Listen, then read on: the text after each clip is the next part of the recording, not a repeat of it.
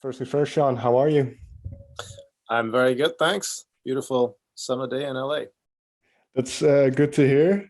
Where I want to start with you is your father was an opera singer. You had a brother who was quite into music, who you produced and then played.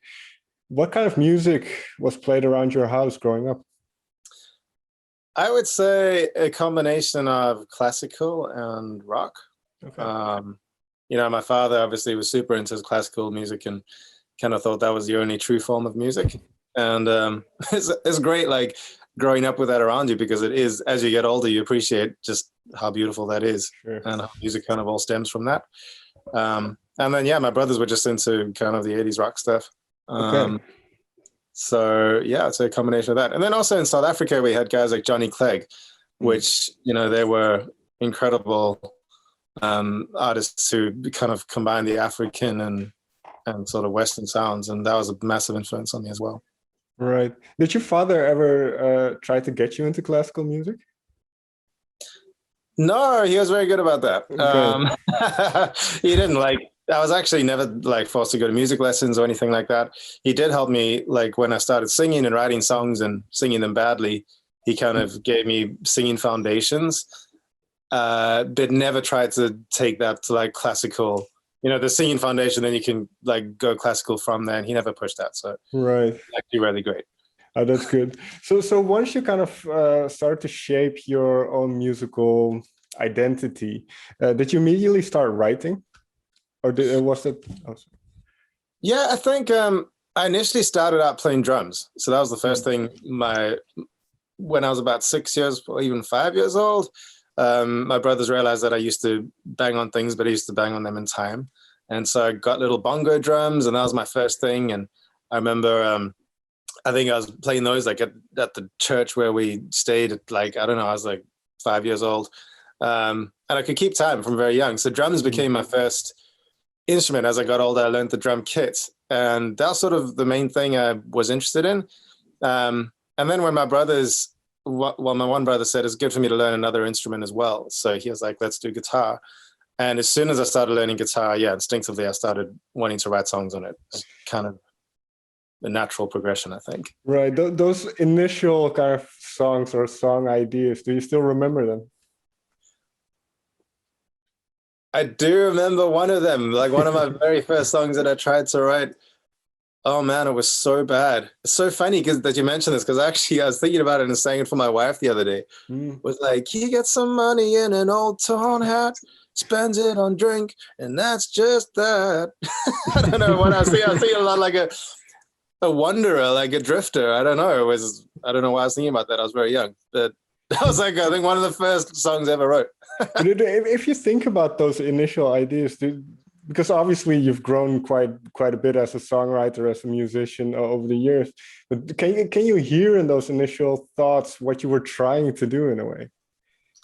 I definitely can. I remember there's one song, one of the first ones I wrote on guitar, and I don't know why. I was 13 or 14, and it's actually quite a beautiful melody. I remember I was trying to record it. I didn't have anything to record on except two little dictaphones. And so what I did is I recorded an idea on one dictaphone and then played it back on that one recording on the other one, playing another part with the one playing back. It was the only way that I could kind of multi-track, and went back and forth a couple of times until the hiss on the tape became so bad that you couldn't hear it anymore. Right. But, there's one that, I wrote that was so, the lyric was so intense. It was oh, my soul cries tears of pain as daggers pierce my back again. And I was what was I going through? I don't remember going through anything bad. It was just this music kind of, I don't know, it drew out a deeper level in me that obviously, by that stage you've already experienced hurts in life, and they just came out through the songs. Right. And I want to go into the lyrics a little bit more later, but you touched upon something that you've did early in your career, is where you pretty much played everything on the song. You played well. You mentioned you started playing with the drums, but you produced, you mixed, you did everything. What has that experience taught you? And then Yeah, that's a fantastic experience. That was kind of instilled into me from my brother, who was a producer and mix engineer. in South Africa. And so he showed me the ropes of, you know, the mix process and so on. I think that's been an invaluable thing, being able to do that, to have a sound in your head and not be trying to relay it to someone else and being frustrated that they can't get what you're trying to do. But to be able to just build the sound that you're hearing and knowing what you need to do to create that sound. That's an invaluable asset, I think. Yeah, because I can imagine that is something you still incorporate into what you do today, that it's still a valuable asset to have. Absolutely, yeah. Everything that I do from the ground up is, even when I collaborate with people, it's fantastic. You know, like there's another producer I collaborate with quite a bit. And it's great because he's got his own way of doing things, and it inspires me. But sometimes when we're in a session, I'll be like, I know what I'm going for, and I'll just go and sit at my computer and quickly, you know, create the sound that I'm hearing in my head and send it to him. And he'll be like, oh yeah, that's cool. You know, so it's very useful to be able to do that, even when I'm collaborating and someone else is kind of working the controls. Right. When it's sound in my head, I know what it is and I know how to create it. Yeah. In that sense, because, well, this is not just about being able to play everything yourself, but was the album Love Can, was that a kind of a turning point for you?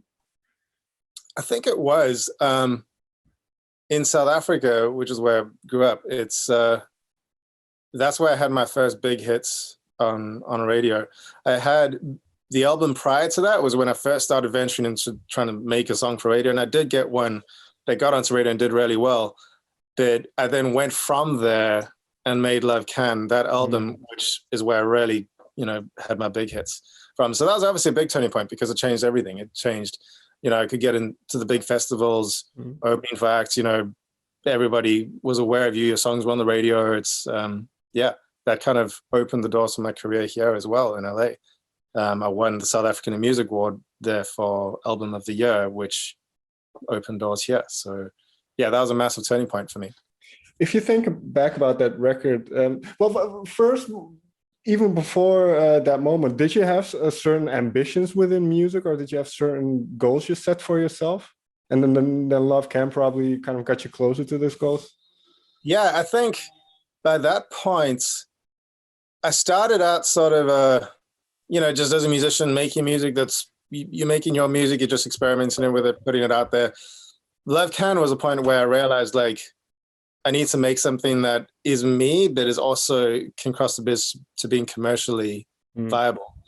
And so that album was really a thing of how do I express myself as a musician, but also package it that it hits the notes that they're looking for, and strikes the chords that they're looking for radio. Radio was the main thing I was going for with that album. And, you know, it worked. It sounded unique. It sounded different, which is why people liked it. So there's still an expression of me in it. But it had the, you know, tick the right boxes that they're like, right, we can play this. It wasn't just me saying, well, I'm just going to do whatever I want as a musician. It was saying, how do I take what I am as a musician and let it translate onto mainstream radio? Right. And then after you did that, I suppose it was, you realized quite quickly that South Africa was still a small music scene, I suppose, because you quickly kind of, like you said, you won some awards, and you kind of you set out, you accomplished what you set out to accomplish. Yeah. So go ahead. No, it's just I always knew it was a small music scene. It's a small country. I didn't realize how small until I actually came to LA. You know. It's kind of like South Africa I think they're fantastic musicians and a fantastic industry in South Africa where, you know, there's definitely a sound, which I think is great. And I hope the world can hear more of it. But it's kind of like when you go on a tour in South Africa, it's sort of, you got like 3, maybe 4 cities to go play at. And then you're like done, you know, like you go play a gig in Cape Town, Joburg, Durban, you know, maybe find another one. And it was like, well, do we do it again? Like, what do we do? You know? Right. So it's sort of hard to do what you do here, where you can spend a year touring. Not that we've been able to in the last year, but so even logistically from that point of view, it's difficult. And also just, I mean, when you come to LA and other big cities like London and other cities in Europe, it's kind of the whole world of music at some point comes through that city, right? Sure. So, and not just in music, even in like theater and cinema and all that kind of, it's just, you don't realize how big the musical landscape is until you come to a city like this, where it's just, it all comes through here. And you're like, wow, like music is so massive in the whole world in so many different facets of life, not just in like songs on radio, for instance. Right. So from what you're saying, I can definitely tell that LA was kind of the destination of that you had in mind, because I've also heard people talk about Nashville and New York, other places, but for you, it seems quite obvious that LA was the thing that you yeah, I mean, LA had always been a goal for me. I think initially I'd always been like either London or LA. When I was in South Africa, because those were two markets that always appealed to me. I actually did start off in Nashville. My first city in America was 6 months in Nashville, and I absolutely loved it. I must say that's a great town, like great place to live, really having great musicians, great like musical community there. I would say more so than anywhere else I've experienced, where it's, you feel like you're sort of part of a family in a way. But it's just the way that, you know, things felt. More opportunities actually opened up for me in LA. And starting off with, I just eventually had a friend was like, come stay at my house in LA. So I was like, cool, let's do it, you know. And from there, it just kind of, you know, started happening. It is, LA is a difficult city to get into. Most people say it's like a 3-year city. And it is that, like building your network. Well, I was going to ask, sorry to interrupt, but I was going to ask, kind of, did you feel like you had to start over in a way? Because in South Africa, you kind of did that already.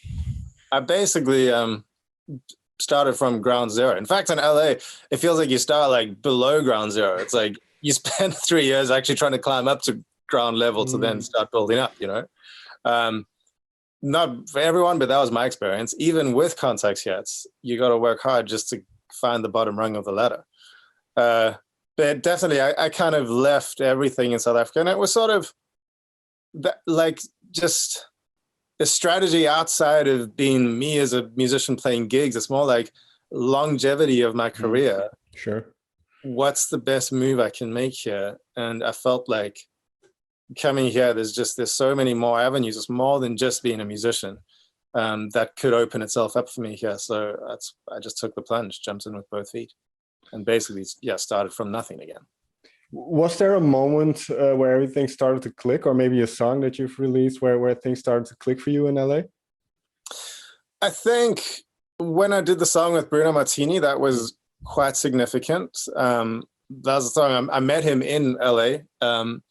He was a friend of my manager's. My manager had, knew him from back when he was younger, and he was in town. So manager was like, well, come just meet, And so we met, and I was like, he was like, yeah, we should do a song together. And I was like, cool. He was in LA for like a couple of days. So I went home and I quickly wrote a song and sent it to him. And I don't think he was expecting me to actually do it, but like the only way you're going to get anywhere is by being super proactive. Right. And he was like, he loves the song. Let's finish it off together. He's in Venice like for a couple hours before going into studio with Timbaland. So I got on my friend's old bicycle, quickly rode to his house. He had just come out of the shower in his hotel room. We finished off, chorus melody. And like 2 days later, there's a song being recorded, at Westlake Studios. So like, that was a big moment for me of just being proactive. And I think that helped give me some credibility outside of South Africa. It's, of the song that did really well. And it's sort of something that people could take and say, this is the guy who wrote the song and sings on the song, and people paid more attention. Right.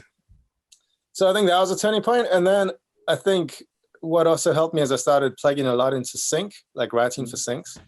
And I felt like that was, I think you're always just looking for an in, where can you find a foothold?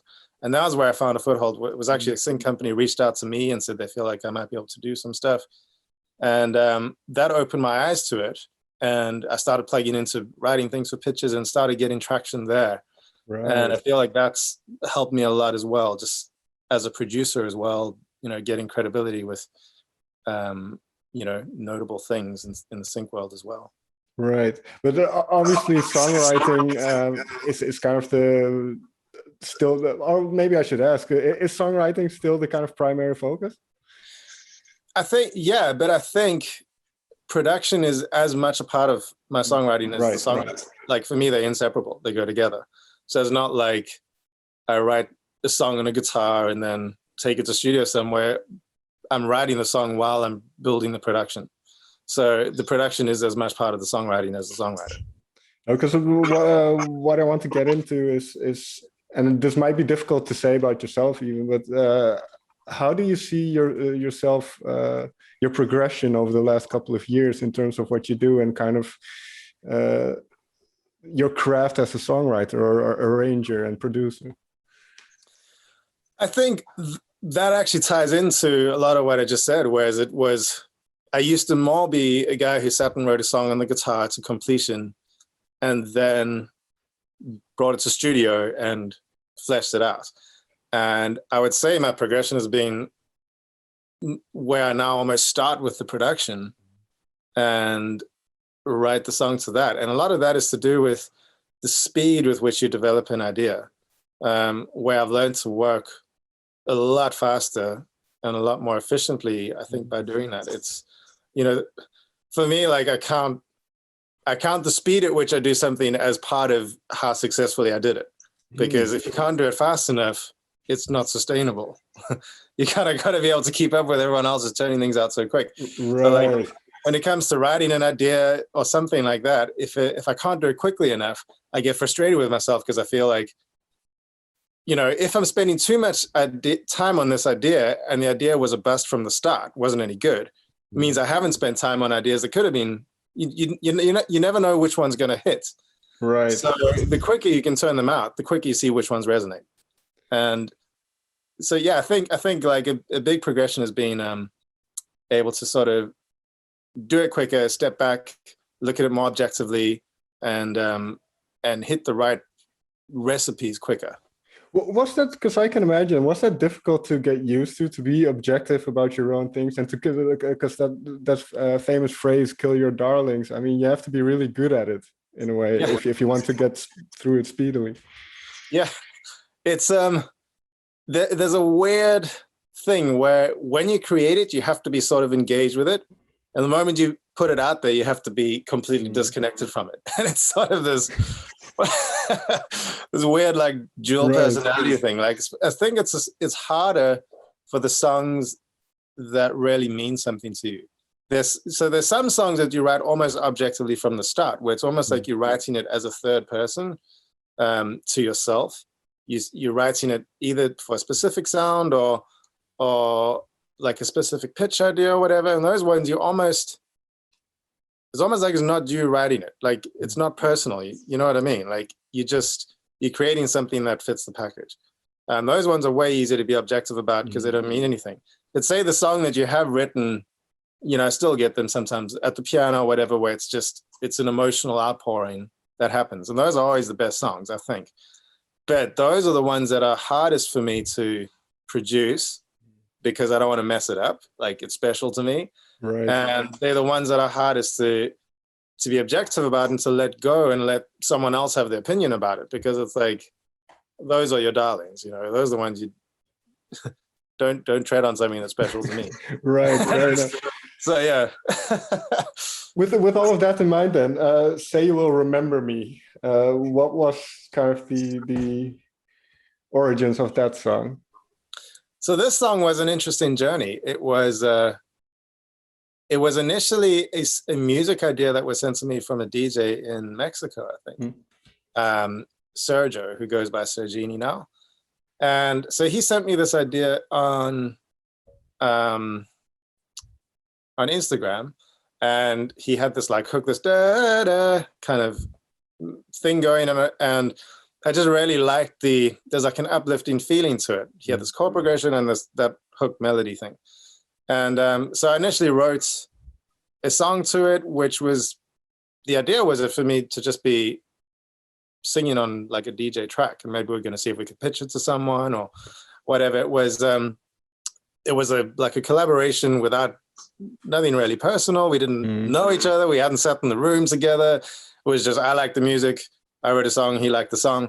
So I then played it to my management team, and Zach, who was doing A&R for it, he heard the song and he really liked it, but he was like, yeah, like ditched the chorus completely. He's like, that "say you will remember me" line that you've got in the pre-chorus, he's like, that's your chorus. I was like, huh? Like, he's like, because when I walked away from the song, I couldn't remember your chorus, but I could remember "say you will remember me." So I was like, okay, so I chopped out the whole chorus from the song, tagged the "say you will remember me" line. He's like, great, he loves it. And we sent it out to a couple of people, and Young Bombs, they were the ones who were like, yeah, they really like it, they want to do it. So we're like, okay, that was the starting point of the song, as an EDM track. And Zach then asked me, can I make an acoustic version of the song? So I was like, all right. So I started making an acoustic version. As I did it, I like added some more organic elements. I was like, well, what if it was like a band playing it? And I then did that, which then became the main version, which we're like, okay, well, let's release. This is the main version and the remix. And now we've got a more acoustic version. Like on my Logic session, it's called More Acoustic, which is now the acoustic version. So, the song, took on that was an interesting journey of a song where it was like complete opposite of sitting and writing a song on the guitar. It was written first to a DJ thing, initially going to be a DJ, then became something else just through different versions and production done of it. With each production, it took on a different life, Yeah, I suppose that's the fun thing about music as well. You don't really know, and being creative, you don't really know where it's going to end up or how it's you don't know, to be. But that line, "say you remember me," where did that line come from? Do you remember? I think, I don't know. I think I obviously had a picture when I was writing the song of a separation. I don't know. It was obviously the thinking. I think a lot of it, when I first came to LA, I spent 6 months away from my family, from my wife and kid. And I think, that was a difficult time and a hard time. And I think those are kind of emotional memories that come back to me when I'm writing lyrics. And often when I'm writing lyrics, I try not to think about it too much. I try to let it happen naturally. And I think obviously there's a feeling of that, of like when you're sitting on the other side of the ocean from someone, it's like, well, I hope you like, remembering me like I'm remembering you. Like, hopefully the thought of me kind of makes you miss me. That they notice that you're gone. Yeah, exactly. And obviously, I mean, absolutely for my wife and for our relationship. But I think those are just, they're emotional memories that trigger when you're writing songs. And I think that's probably a lot of where that lyric came from as I was writing it. I wasn't trying to overanalyze it, but it just came out.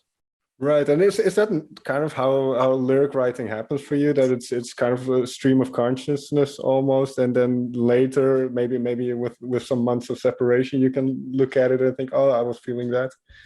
Absolutely, yeah. I feel like I think I love it when lyrics are like an emotional catharsis, which you didn't even know about, like playing piano, playing guitar, and when they just pour out of you, it's like really cool, because sometimes you can look at them, like you're saying, later and be like, I now understand like the state that I was in, even though I wasn't even necessarily conscious of it, but they came out. I think lyrics can be beautiful like that. Like when you're writing a song, I think you're normally looking for that initial lyric spark. There's like a spark of magic in a lyric, which you then form into something, but you always need that spark to start it off. Otherwise, like when you start a song, it's like, what are we going to sing about? Like, I don't know. And so even when I'm writing songs in studio, I'll often put the mic on and just sing a melody over what I've got, and then go back and listen to what I sung. And very often there's a phrase that you sang that you didn't even know you were singing. That's the song. Well, this song is part of an EP as well. If we take it, we can make it as specific as you want. But is there one thing then that you learned about yourself through writing those songs, and then now with hindsight? So yeah, the EP it's basically a remix EP. So it's 4 different takes on the same song. Right. I think something interesting I learned when doing it was obviously how different a song can be translated, how you produce it, from it initially being an EDM track to being a more organic band track. The one that was most interesting for me was the acoustic track, Zach A&R at the label was like, can I make it more acoustic and can I slow it down? And when I initially tried to do that with all the elements, like melodic elements that were there, I was like, it doesn't work. Like the da-da doesn't work slower. So I was like, I didn't know how to do it and how to begin. So what I eventually did is I set a slower tempo that I knew I wanted. And then I picked up the guitar, plugged it in through the jack, took the SM7 microphone and imagined I was performing it like in a club live, acoustic club live, and how would I do it? And I started there, and it basically hit record, and the way that I played it was completely different to how the song is. It's different melodies on the guitar, it's different lines, it's the way the vocal delivery is done is completely different. And that ended up becoming the acoustic version. It started out as a live take. And in fact, the guitar on the acoustic version is actually the guitar plugged in with the jack, the original one that I did. I never re-recorded it with the microphone. It just sounded great. So I think that was interesting for me to see. I've never quite done that before, but the only way that I could interpret the song differently and slower for the acoustic thing was to interpret it the way I would deliver it in an intimate live acoustic performance. I couldn't approach it from a studio angle. I had to approach it from a live angle, which for me was interesting. I've never quite done that before, but it was an interesting take on it.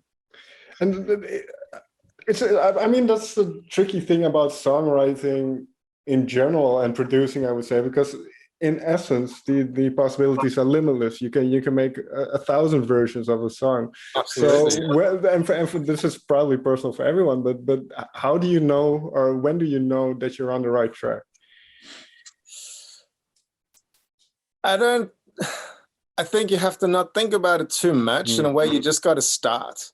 I think that's the biggest thing, is to not overanalyze, but just go for it and start and trust your instincts. I think that is a big part of it, is not second guessing yourself, but trusting your instincts. And so, yeah, that's the thing. Just start, just go for it. And then also not taking too long and getting stuck. Like if I get stuck on an idea, I leave it and I go on to another one, to come back to the original one when I can listen with fresh ears and fresh perspective. And so, like, as a result, I often have 10 songs going at once that I'm working on. And so often when I leave one and I come back to it, like sometimes a couple months later, I can hear where the problem is, like why I was getting stuck, why it's not working, what's not working. But if I hadn't left it, I would have like kept going down the wrong tunnel. So I guess I work it until I feel like I've got stuck. And then I leave it for a bit, go on to another idea, or go for a walk in the park or whatever, like clear my head. But those are things that I've learned, like sitting in studio stuck on an idea for hours and hours on end doesn't get me anywhere. Right. You need perspective. Like perspective is always the hardest thing. So to give that to yourself by either going for a jog or starting another idea, and coming back to the original one. And as you say, when you have a final question, and as you have these multiple songs floating through your head, what is the thing that you are working on now? Because what do you want to release next, or what are you looking for the next release? So next release, actually, what I'm busy mixing right now is we're about to like embark on releasing the music I've been writing since being in LA, which has never been released. But I felt like before I do that, I sort of want to start again with the South African stuff that I love the most, but revisit it. So what I've done is I've re-recorded and kind of reproducing, remixing in a similar way as it was, but in a way that just brings it up to date.